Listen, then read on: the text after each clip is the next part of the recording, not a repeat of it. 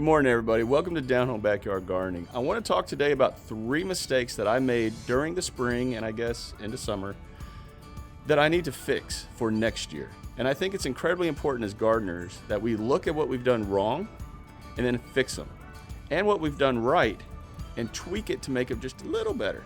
So that's what this video is going to be about. It's going to be short, but I think it's important to share this with everybody. So here we go.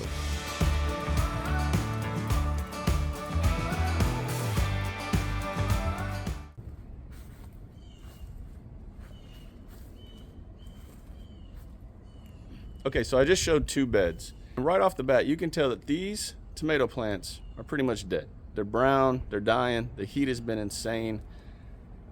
So what could I have done to fix this? Also, this bed. I can't get anything to grow in it, and if you follow this channel long enough, you know I'm always complaining about this bed. I built this originally to be a blueberry bed, but there's no shade over here. Nothing shades this section in the hot summer evenings here. Basically everything I put in here except for the basil and the blackberries die. But what do both of these beds have in common? Well, there's not enough shade. I don't have enough shade to actually protect these beds. So the first mistake I made is I don't have shade cloths up. I think if I have had shade cloths up, wrapped around these 2 beds, or at least on this section where all the sun comes from over here and just bakes it in the evenings, I think these beds would actually be doing really good. I had a bunch of peppers that I put in here. They're all gone. Burnt up. I mean, like literally burnt up. These tomato plants, I mean, look at these things. And I water. Now the tops are alive. But it's so hot, y'all, that look at that. The clips are cracking from the heat. So I really think if I had shade cloths up, these 2 beds would actually be doing really good right now. And the funny thing is I have a shade cloth still in the wrapper that I bought 2 years ago sitting in my garage. Yeah, so shade cloths. First thing I'm going to absolutely address next year. Really invest in and see what it does. But what do you all think? If you all use a lot of shade cloths, please drop your experiences down in the comments and share it with everybody. Now, I have talked about this before, but to me this is a big deal. I should be better prepared and better organized when I am setting up and planning my gardens. And to be completely honest, and I will be honest with this is me, I have not organized properly. I have not planned out the gardens properly. Now, I did make that bed specifically for indeterminate tomatoes. Literally, other than that, the rest of this entire garden, I just kind of throw seeds out, I get my starts going, and I just get them out here, and I kind of willy-nilly put them in here. And I think, to be, again, completely honest, I'm missing or I'm underutilizing the space that I have. Now, I have a small backyard garden. My backyard is not big. And if y'all follow this channel for any length of time, you know this garden isn't very big. And for my friends who have actually been in the backyard and I've given them tours, the very first thing that they all say is, man, it looks so much bigger on YouTube. Well, yeah, it looks bigger. It's because I can isolate certain sections for the videos. But in reality, this backyard is small. So I think if I'm going to give myself a grade, I have definitely failed. Without a doubt, there's an F, or at least a very strong D- going here. I need to better prepare this backyard, especially for spring, because spring's my favorite season. Well, I also like fall. So I don't know. What's your all's favorite season? Drop it in the comments. I think I like fall better. There's less pests. I don't know. But anyway, getting squirreled. I need to better prepare the garden and plan it out properly. So one of the things that I'm going to start doing, and in this bed right here, will be my guinea pig bed. I'm going to start square foot gardening. For those of you that are not sure what that is, Google it. I'm not going to get into it in this video, but I am going to start at least a test run on that bed over there, square foot gardening, and that video will be coming out very soon. I want to do that for the fall. The second mistake was not properly preparing this garden. And you know what? I'll show you an example right here. Well, look at the butterfly. Okay, seriously, how many of y'all love to see those in your garden? I mean, look at that beautiful, beautiful butterfly right there. Oh, man.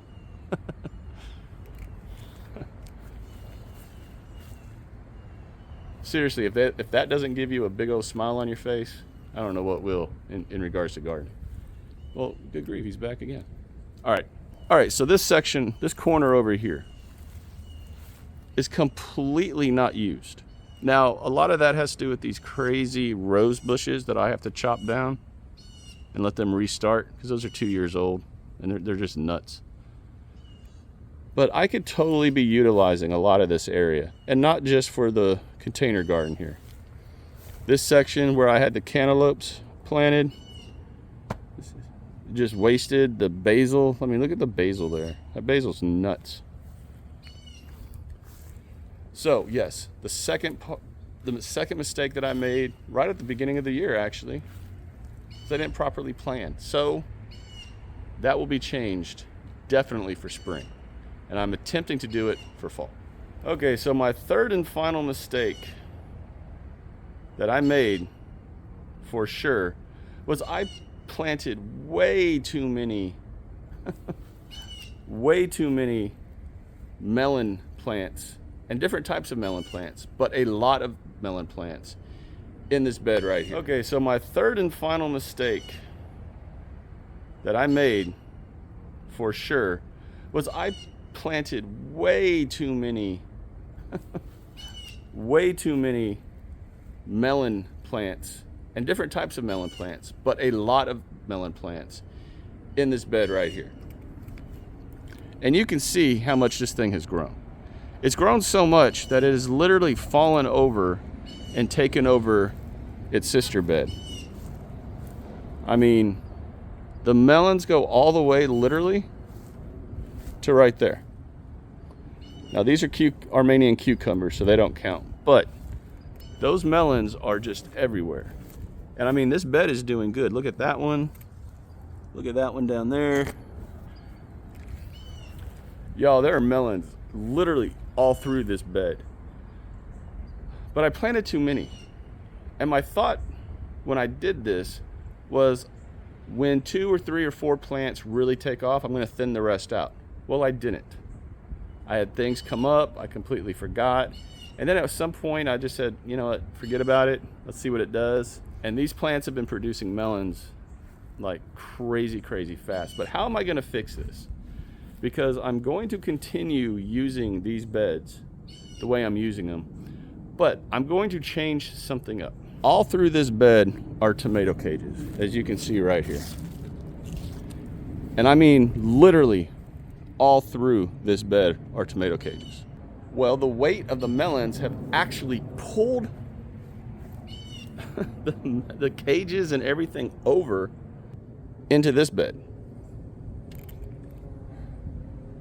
So what I want to do is I'm going to go to Tractor Supply or Home Depot or somewhere, and I'm going to get 18 foot or 16 foot, I think they come in 16 foot by 4 or 4 by 16 hog panels or cow panels, depending on where you are.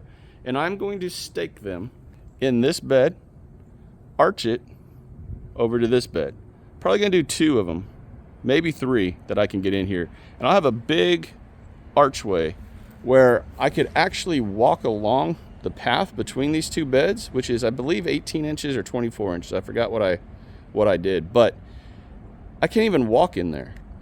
I think having the arches like that, I'll be able to trellis everything the way I want to trellis stuff, and it'll be strong enough to withstand the weight of all these plants. Plus, I won't plant as many of those plants, but I want this section to have the arch trellis system so everything can trellis up and in a strong, healthy way where there's plenty of airflow. Kind of like what I did on the wall. As you can see, these are hog panels or cow panels, again, depending on where you're at. And they go all the way up to the wall, right up there at the top. I've got braces, and I've got them actually, let me show you. And I actually have them tied into the wall for support. Like this isn't going anywhere.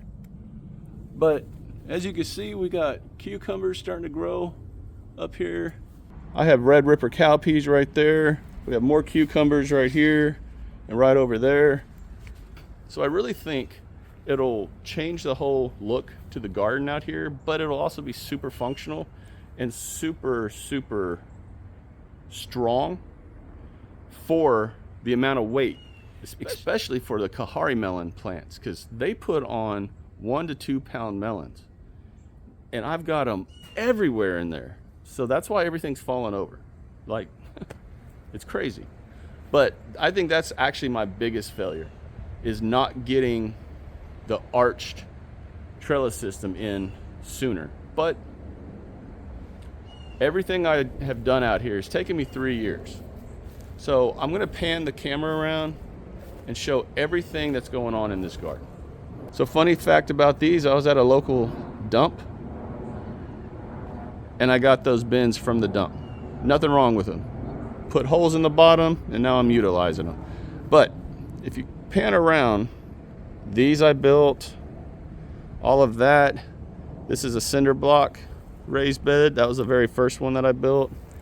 I built that entire back garden, another cinder block, another cinder block.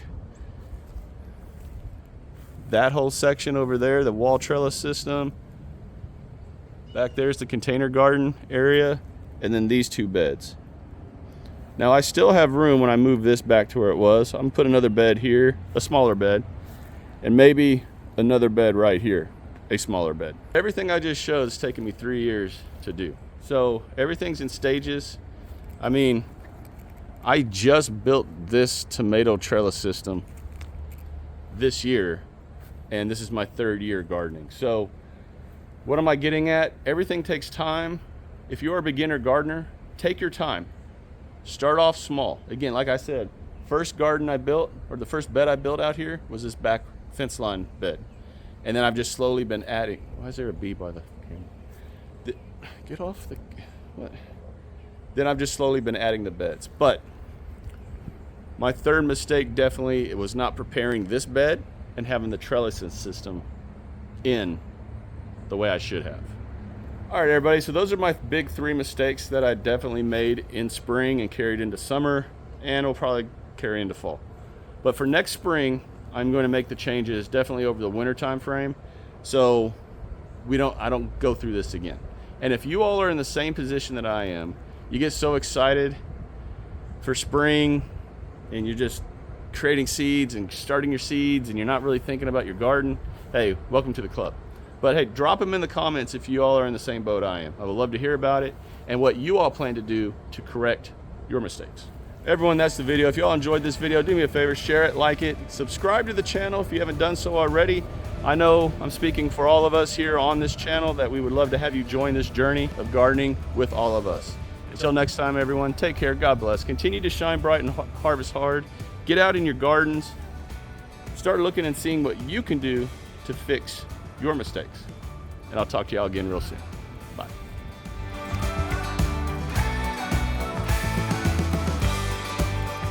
So, bonus clip. I kind of like to do bonus clips at the end of videos, but I am so excited about this right here, I have to share it. Now, I've tried to grow these eggplants for 3 years. I could never get the starts to grow, and when they would grow and I put them in the ground, they would just basically die. This year, because of the heat, I didn't think anything would happen with these, but check, yeah. Look at these gorgeous eggplants. These are a Rosita eggplant. I have never tried them. I am so excited, but look at the pretty color. I mean, that is, y'all, just drop dead gorgeous. I think there's another, yep, a couple more right here. I mean, look at that. Look at the coloration right there. Just an absolutely beautiful, beautiful eggplant. So I had to share that.